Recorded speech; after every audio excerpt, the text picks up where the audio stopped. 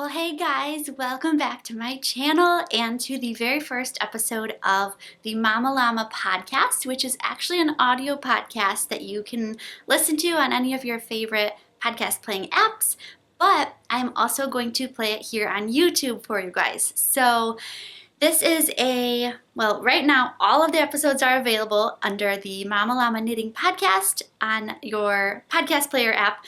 But for YouTube, it will be a bi-weekly series, I guess, where I will be sharing an episode every other week in between the Farmhouse Knitting Podcast going up. So bi-weekly right here on YouTube, or head over to the podcast version, and all of the episodes for season 1 are already up. So the Mama Llama Knitting Podcast I am so excited for because it is all about knitting as a mom. So I'm a mama of 4 and I knit and I crochet, and so it's just going to be tackling different topics that come from a lens from being a knitter and a mother. And today's episode, the very first episode, is all about how to beat busy and find more time to knit. So just a general look at how to become less busy and find more time to knit in those tiny pockets of our day as a mom, because as a mom, you're stretched in all sorts of directions between your family and your home and maybe work. And I just want to share some of the tips that I've found to be helpful being a mom of 4, being pregnant 4 times, and just having gone through mostly all of the stages of having little kids, my oldest being almost 6. So finding time to knit and sharing that with you, and hopefully giving you a little bit of inspiration, a little bit of a feeling that you're not alone in any of this. And so grab a cup of something cozy and let's head over to the episode.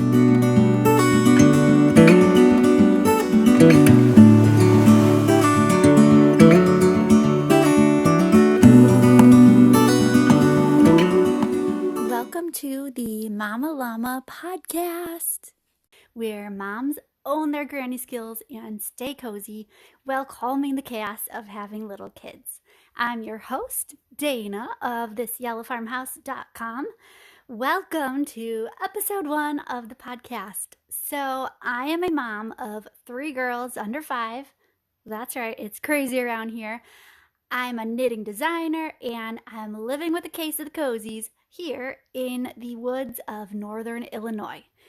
And I'm so excited to start this, you guys, and talk directly to you, a knitting mom or mommy with little kids that kind of really take up your time. So if you find yourself constantly sitting down, all cozy to knit, only to be called away by the snackers, aka the toddlers, or are someone who needs to store their yarn stash way up high away from teething babies and curious preschoolers, you're in the right place.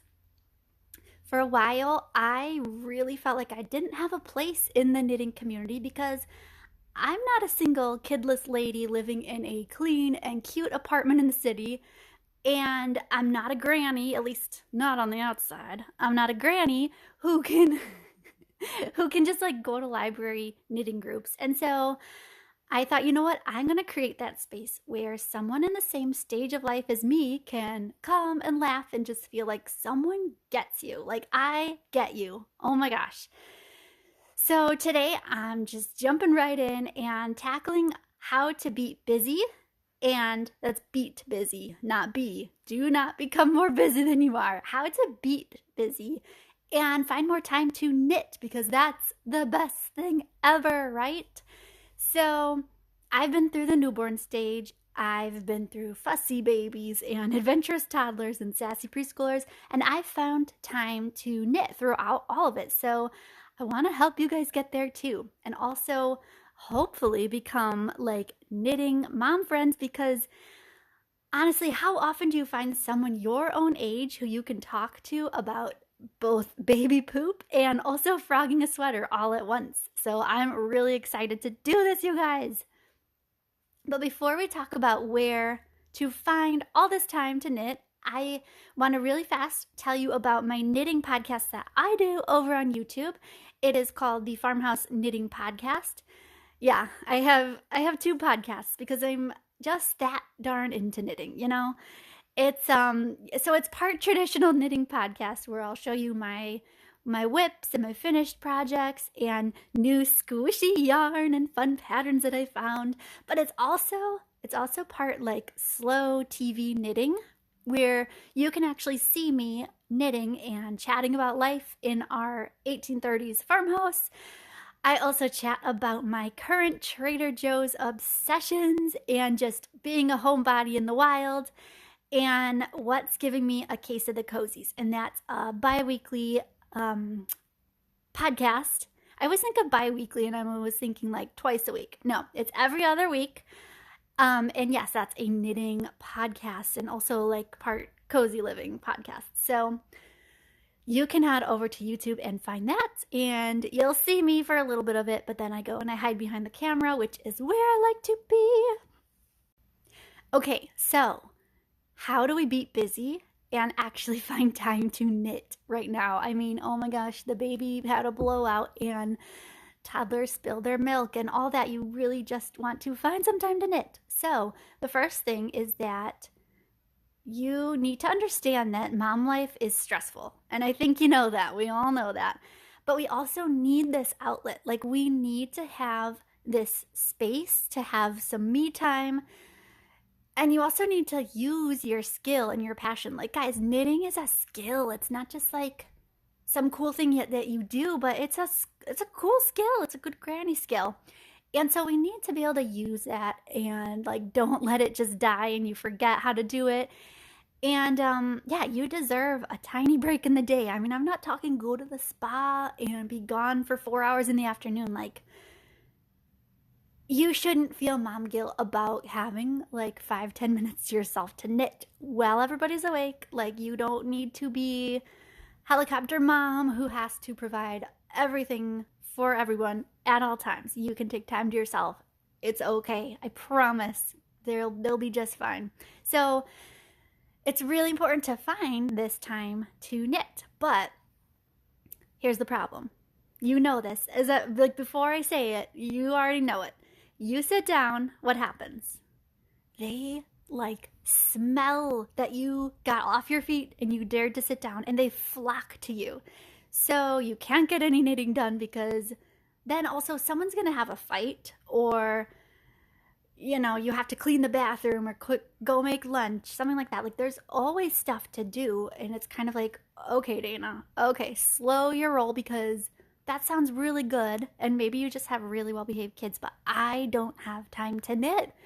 And I am gonna say, no, that is not true. It's not true. There's gotta be time in your day to knit, and I'm gonna help you find it. I promise. I am your knitting BFF who is just gonna sit here and like, I'm not gonna tell, like, I'm gonna tell it to you straight. I'm not gonna sugarcoat it. You, if you don't have enough time to knit, are either doing too much or like you're trying to be too many things for your kids. They are actually really good at being independent when we let them practice and then like, you know how to do that. So, funny story. I actually knit while my newborn napped in my lap. So my very first baby would not nap anywhere. She was the most colicky baby ever. Oh my gosh. I swear I have PTSD about like hearing a baby cry when it's close to like that dinner time, witching hour, like, and then I felt it through all my other two babies, and someone who's not even my baby, I'll hear them crying. It's that time of day and I'm just like, oh no, there goes my night. And it's so, oh my gosh, yes, she was not a happy baby. Now she's a happy girl, very good.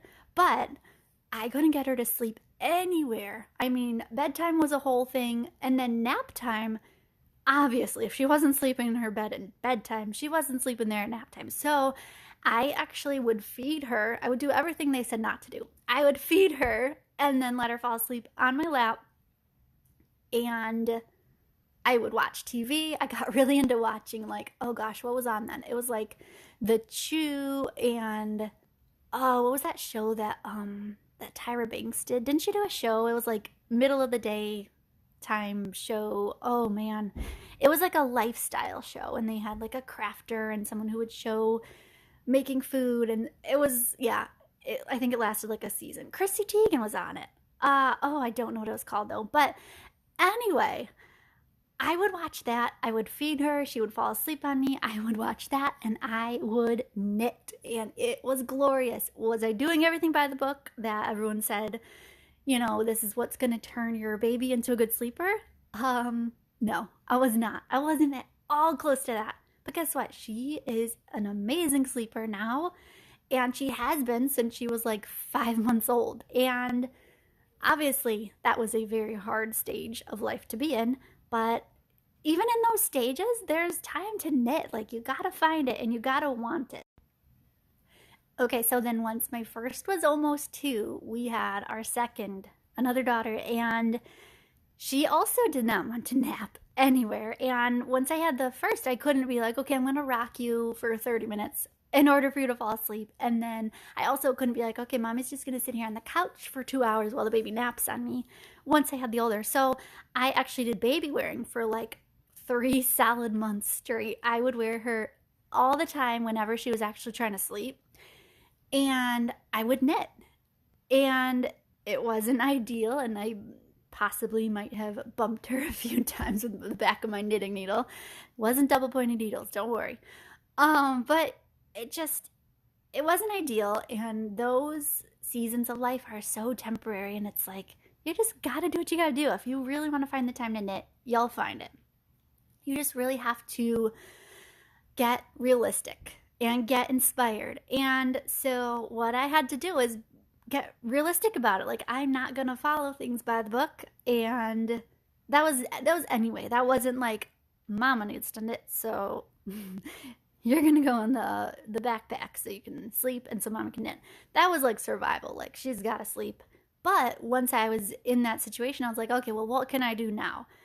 Older toddler's playing and this one's sleeping. Like, I still have my hands free. This is glorious. So yeah, I had to get realistic about it and know that knitting wasn't gonna look like I wanted it to for a while. It wasn't gonna be all cozy next to a fireplace that I actually don't have, and it wasn't gonna be like wrapped under lots of blankets.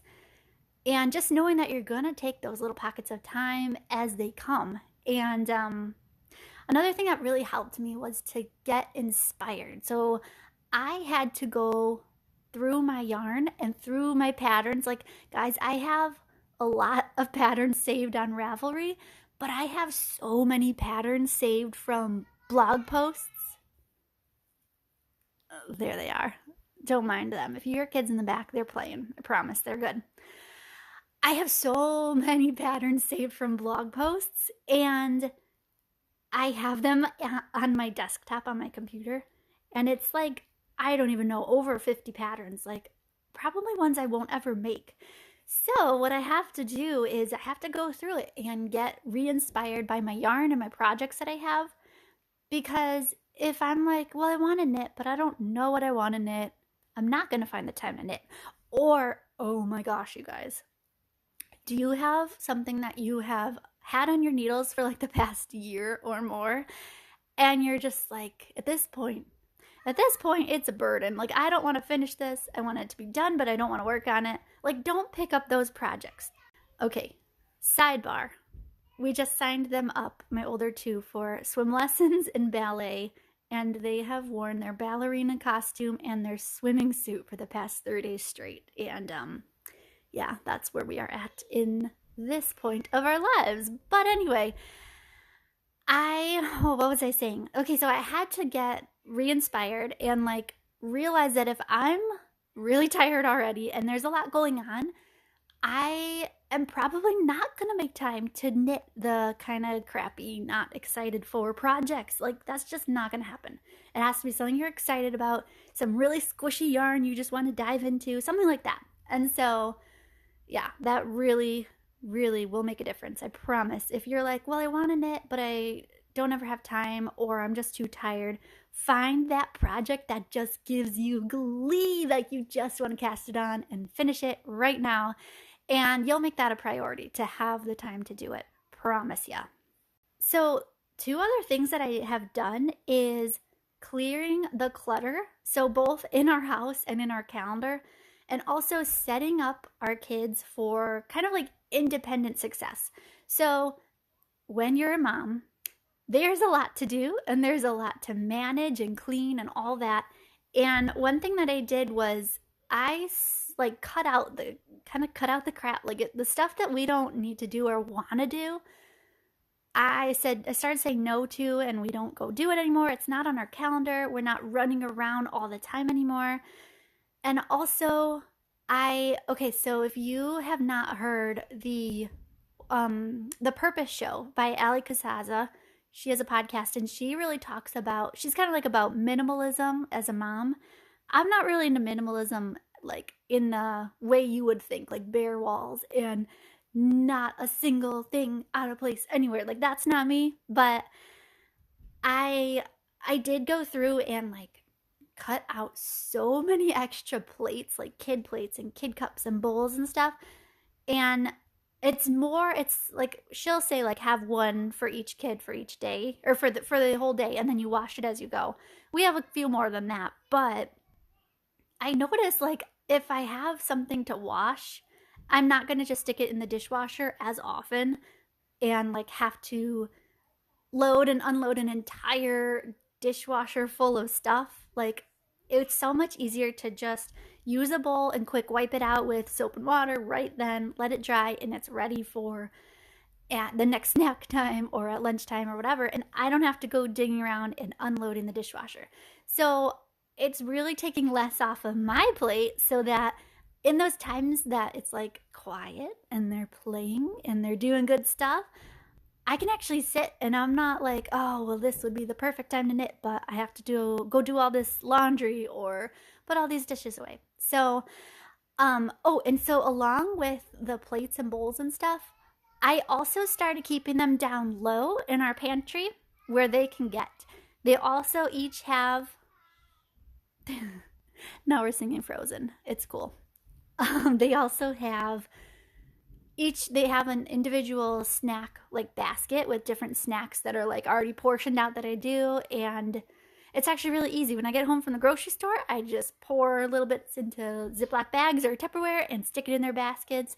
Like they can ask me, like they still have to ask me if they can have a snack, but then they can go do it themselves, which is awesome. Like I can actually sit and knit, and yeah, it's a snack that I know they can have, and they're also learning to be independent, so that's cool. I'm all about that. Oh my gosh, okay. Don't underestimate the power of like phone scrolling time. These are like those random pockets, margins of time where you probably wouldn't normally have something else with you unless you're like a big reader. You might have a book with you.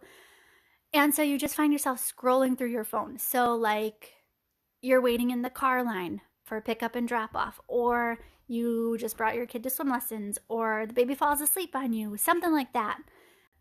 Yeah, so instead of like mindless scrolling, if you just throw in a small project, like if you do socks, that's a really small thing. If you don't do socks and that's too hard, do like a dishcloth. Something small that you can stick in your bag and you bring with you, and it's always with you in like your giant diaper bag, your turtle shell that you know we all have, or if you don't have a turtle shell, you got a giant backpack sized purse and there's room for your yarn. One little project, I promise you can fit it in there. And there's more of those pockets of time than we think. You guys, we have a skill. We have supplies like squishy yarn that's calling our name, and it's just taking up room in our house. And I bet you have ideas and patterns also taking up space in your brains or on your computer and just in your hearts. And we really need to use these skills, and we need to get that creative side of our brain going, or honestly, we might implode. It's a very real possibility that we could just lose it. Like you gotta get that out somehow. And knitting is a really good way to do that.